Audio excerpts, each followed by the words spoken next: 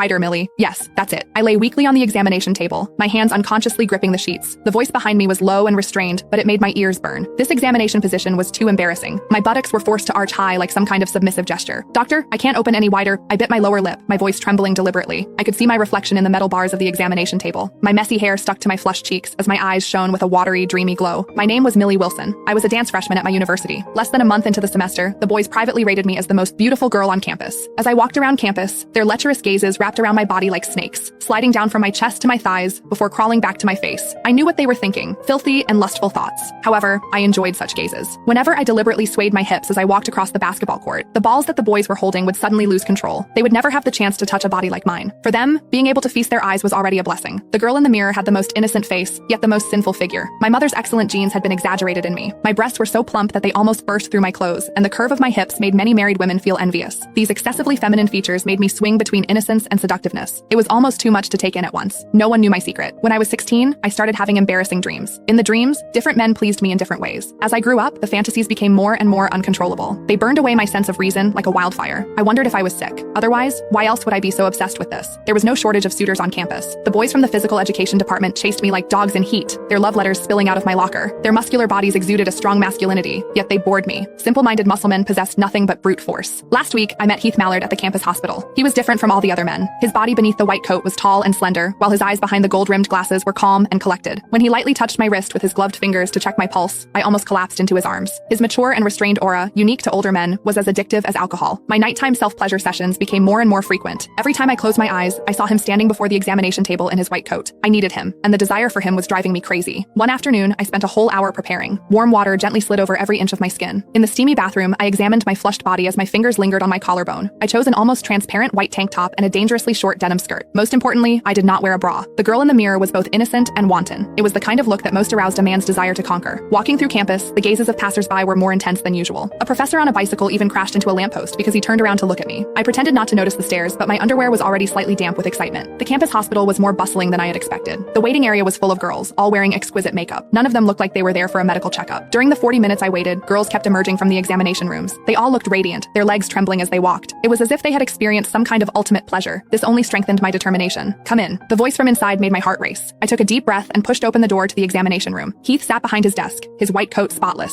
Sunlight filtered through the blinds, casting fine lines on his face as his gold-rimmed glasses reflected a cold glimmer. When he looked up at me, his Adam's apple bobbed almost imperceptibly. My legs suddenly went limp. He was even more captivating up close. Something dangerous lurked beneath his ascetic aura. I imagined him examining my body with his gloved fingers, and my breathing quickening unconsciously. "What seems to be troubling you?" he asked, his voice calm. Click the link on the homepage to watch the full follow-up for free.